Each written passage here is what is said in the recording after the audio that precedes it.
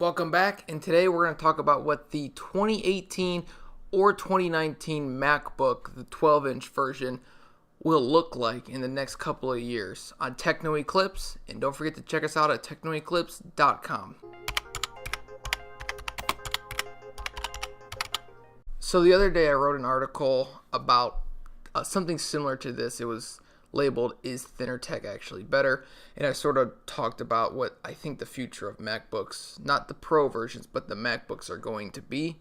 I have a link down in the description below about that article.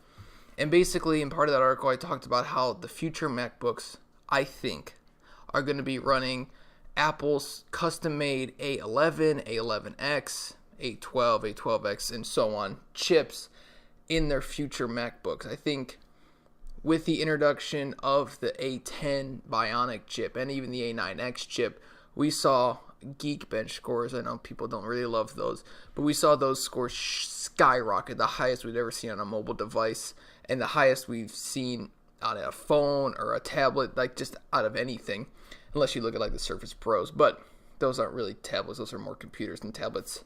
But those are running i7s and stuff like that. Those cost way too much money to produce. So you're seeing the iPad Pro running the I believe it's the A10X chip from 2017. And you saw that chip reach scores of 9,200. And then when Apple introduced the A11 Bionic on their new iPhones, the iPhone X, iPhone 8, iPhone 8 Plus, we saw those Geekbench scores go even higher and go even further. And those are only using a 6-core CPU. And we saw Apple recently, before that, only utilize 4 cores with like Monsoon, Typhoon, blah, blah, blah, blah, blah. We saw them use high power cores, lower power cores. A lot of, like Snapdragon does the same thing with their Qualcomm Qualcomm does the same thing with their Snapdragon 835, 845s. The newer chips, they're not all the same across the board. So we saw Apple increase the core count to 6. So in the future, we could see Apple increase that core count to 8, even 10, 12. And when they start reaching those numbers, we're going to see MacBooks or tablets, I believe MacBooks, with those chips inside of them, reach Geekbench scores of 12, 13, 14, 15,000. And then you're talking about i7, mobile i7 scores, better than some of the like top-end MacBook Pros from even this year, 2017, 2018, but 2017 MacBook Pros. I think they're going to start utilizing those, allowing their computers to run off LTE at all times. The cat just jumped like he always does. He wanted to say hi. He loves being in the videos. He told me, you like being in the videos, Stitchy? He does like being in the videos. Dog's down here too. But so I think with the introduction of those ARM based chips, we're going to see LTE MacBooks. I don't think we've ever seen those before, because those chips are mobile chips, and those chips are really efficient at being able to be connected to an LTE network, a 4G network, for long periods of time. And the cat just walked on the table. And we're going to see what Apple did similar with the Apple Watch. We're going to have an embedded SIM card. So you're not going to be able to just pop one out, pop one in, because that's very un-Apple-like. And of course you have to have a SIM card, but even a nano SIM would be way too big. So instead, we integrated an electronic SIM, and it's a fraction of the size. To have something on their MacBooks, I mean, if you look, there's hardly any seams. This is for cooling or speakers. This is cooling speakers. This is cooling speakers. There's barely any holes.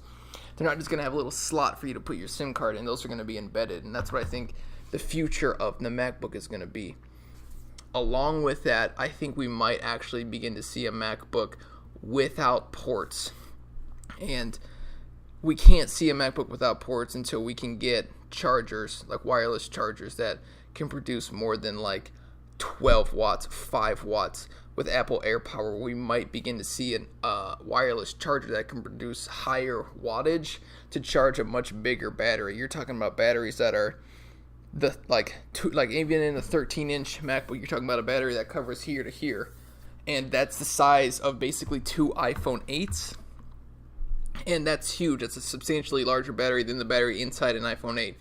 So I think we're going to begin to see a wireless charging MacBook and that's going to totally eliminate ports on that. It's going to allow them to make it even thinner, even lighter, and with the new CPUs, the A12, A12X, depending on when they do it, 2019. If they do it 2018, we could see an A11X chip inside of it with Geekbench scores that are probably going to be close to 12,000, and that's gonna make that MacBook a legitimate power editing computer. It depends. Those are different. Those use a different architecture than Intel-based, like x86 chips and Ryzen, but you're still going to be able to see immense power from the smallest form factor laptop basically we've ever seen. And it's really exciting to see something like that. And with the portlessness of that laptop, you're going to see Apple want to have some type of connectivity that is not just Wi-Fi based, because you're going to want to have a computer that can use AirDrop anywhere. It's going to have its own LTE signal. You want to have a laptop that can transfer files. So there's a file sharing app I use called, I think it's just called Send Anywhere. I think I'll just have it linked in the description. And I use them to send files from my phone to my laptop when I forget my cable. So, and it sends them pretty fast as long as you have good connection. I'll just use a hotspot on my phone, send it up, and then my computer receives it with the same data. So I think we could begin to see, it would be a logical next step for Apple to create a MacBook with LTE connection on it, because you're going to want to transfer files, and if there's no port, you can only transfer files digitally. So we're going to see Apple enhance their AirDrop features, maybe create some type of new wireless transfer, I don't know, that it's even faster, that doesn't rely on even Bluetooth or anything else. It's just sort of like a new technology. I have no idea. I don't know what the future holds for wirelessly transferring data. But in the future, we could see a faster transfer between two devices. That's probably what's going to happen. You're going to get a portless MacBook, and people are going to lose their mind. But they're going to connect well with AirPods. You know that. They're going to seamlessly integrate with your iPhone. With LTE, it'll be able to download stuff in the background. While this is closed, it'll be able to download videos and pictures you just took on your phone, have those get shut up into the cloud.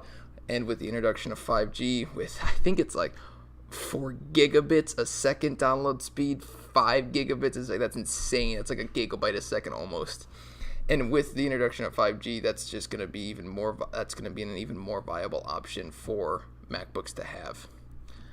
Let me know your thoughts about this in the comment section down below. I'd love to know your thoughts about a portless MacBook. I'll see if I can make one and throw it on the screen now, what I think it'll look like. It'll probably have a very similar body to the 12-inch MacBook today, just without ports, and they'll have to put wireless antenna bands on there somewhere. My guess is they sort of like wrap them around here and go around the top, that way you don't really see them. I don't know, maybe wrap it on the inside of it. I'm not really sure exactly where they're going to put those, but they'll have to have antenna bands. I'm interested to see where they're going to put those at.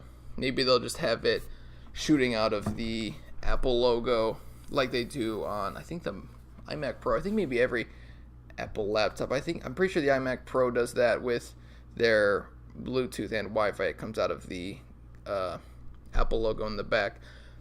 But I don't know, it's a cool concept to think about a totally portless computer, because then you begin to talk about like the differences between that computer and a phone. Do you even need a computer? I think it would be great to have a computer that's that powerful, that can last on a single charge, it could last days, because those chips are a lot more efficient than Intel chips at saving power, because they're a lot more energy efficient. Just let me know your thoughts in the comment section down below. What do you think the new MacBooks are going to look like? Do you think Apple's going to go that crazy this soon? Do you think they would wait a couple generations until they think that their chips are on par? Or do you think they would ever do that by making those chips so powerful? They might actually alienate some of the pro users for the MacBook Pros that bought i5s and even the lower spec i7s that might actually not be quite as powerful based on the Geekbench scores. I don't know if it doesn't totally compute to exact performance, but it's a really good way to benchmark it. Do you think pro users, video editors, power users like that are going to lean towards a 12-inch MacBook to do their heavy workflow due to the power of that chip? I don't know. Just, it's exciting to think about with the introduction of the A10 and A11 and the A10X chips, how much powerful Apple can make their chips. So let me know your thoughts in the comment section down below, and I'll see you in the next one. And if you liked it, don't forget to like the button, hit the like button. Don't forget to subscribe, turn on notifications, and I'll see you in the next one.